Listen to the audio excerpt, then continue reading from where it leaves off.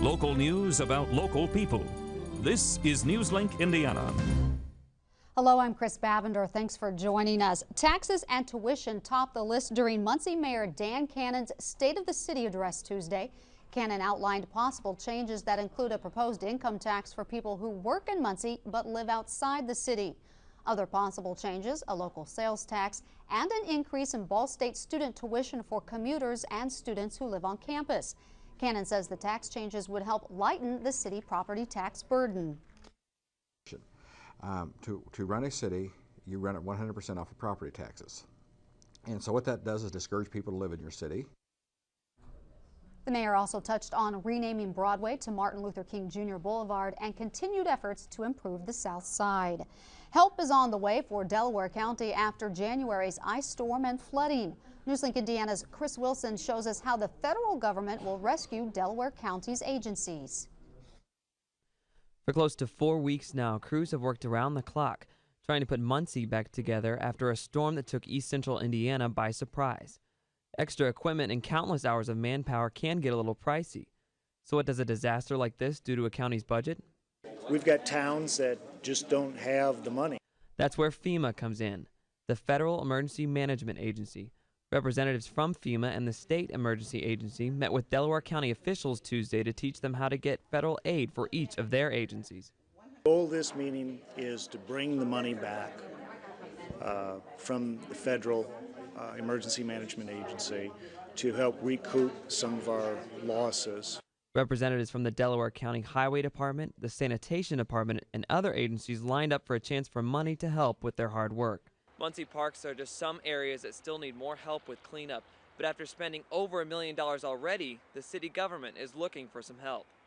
FEMA Representative Terry Kneebone says their goal is to make sure everything is in the same condition as it was before the disaster. People are working. You know, the guys are out there working hard to get the job done. This was a disaster, and there are serious issues to take care of. So, although the situation is a headache for most, they trust things will soon be back to normal. We'll get through this. We'll get the money back so we don't all go bankrupt. In Muncie, Chris Wilson, Newslink, Indiana. FEMA says individuals who need assistance should call 1-800-671-FEMA. An Anderson man arrested at the AMACOR plant during last month's fire is out of jail. Police say Josh Kirkwood is no longer a suspect in the fire. Kirkwood was arrested after he was found with a fire extinguisher inside the burning building. Police searched the home of a second person late last week, but won't release details because of a gag order. The ATF, Bureau of Alcohol, Tobacco, and Firearms and Explosives now, I guess, was brought into the investigation. And at this point in time, we really don't know whether this case is going to be prosecuted at the federal level, if there is an arrest, or if it's going to be prosecuted here in Madison County. Investigators hope to wrap up the arson investigation in the next few weeks. Confused by your federal or state income taxes and don't have the money to pay someone to file them for you? Newslink Indiana's Molly Fry explains how you can get help. Paul Parkison prepared hundreds of students for managing money and taxes. Now he prepares hundreds of tax forms for the community. And so I'd taught this for years, and so looking for something to do after I retired, and this was a good way. Parkison is the director of Muncie VITA, Volunteer Income Tax Assistance, a service set up at libraries and community centers to prepare people's income tax forms.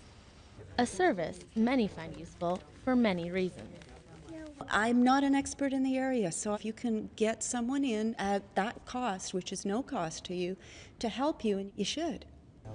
Last year, Muncie VITA served over 1,400 low-income or retired residents who needed help sorting through their taxes.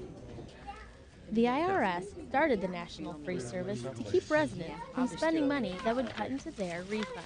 It allowed me to have the service, so I actually came home with a little bit of cash in my pocket that I could put towards my family.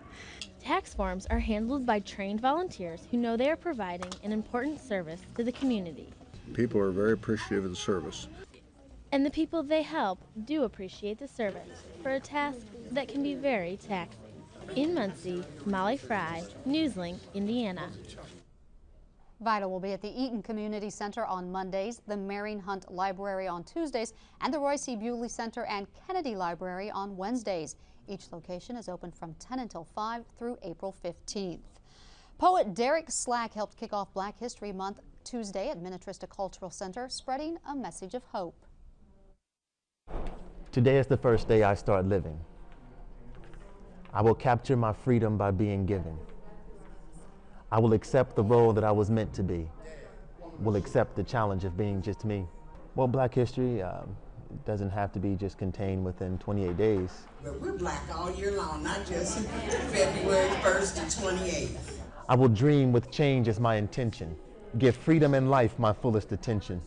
By telling us who we are, history tells us what we can do. I don't think of it as Black history, I think of it as American history. I will be that being that represents light. Use my heart as my only sight. It stirs up a lot of emotions in us. Today is the first day that I am me, and today I am free. Nicholas Ferrari joins us now with a look at our weather, and Punxsutawney Phil getting ready to take center stage to let us know if we're in for more winter. He is, and I'm sorry that I won't be able to be out there to join him tomorrow as he pokes out of his little home. I plan on just walking outside the door tomorrow and taking a look around, seeing if I see the shadow. That's if right. I see my shadow, I might get scared. So if I'm not in at work tomorrow, you know where I am. Let's take a look at the conditions for Tuesday night. Partly cloudy skies, a low of 16 degrees with winds from the east at 5 miles per hour. We're going to take a look at Precision Cast now and see what it has in store for tomorrow. There is an area of low pressure centered to our south, and that is moving up. And that's going to try to bring in some rain Wednesday night into Thursday. Don't think it will make it to east central Indiana, however.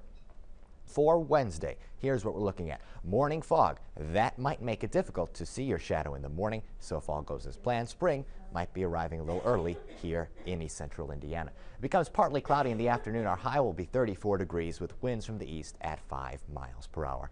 For the rest of the week, temperatures gradually increase. Thursday high of 36, Friday high of 41, Saturday high of 44. Sunday we could make it up into the mid-40s. That's when we see the first chance for some rain. So we've been lucky for the past few days, so we might be seeing a little toward the end of the weekend, but I think we got to enjoy these nice sunny skies and warmer temperatures while we can. That's right, I definitely am. Thanks, Nicholas. You're welcome.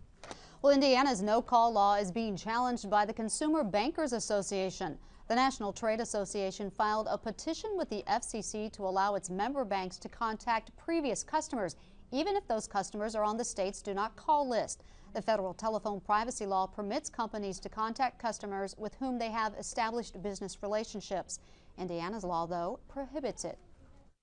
A state is allowed to go beyond in terms of guaranteeing rights of privacy, for example, for individuals. State Attorney General Steve Carter urges those against the challenge to file a comment with the FCC. A link is available at in.gov/Attorney General. Well, that is Newslink Indiana. For Nicholas Ferrari, I'm Chris Bavender. Join us again tomorrow at newslinkindiana.com for more news. Kind of disappointed.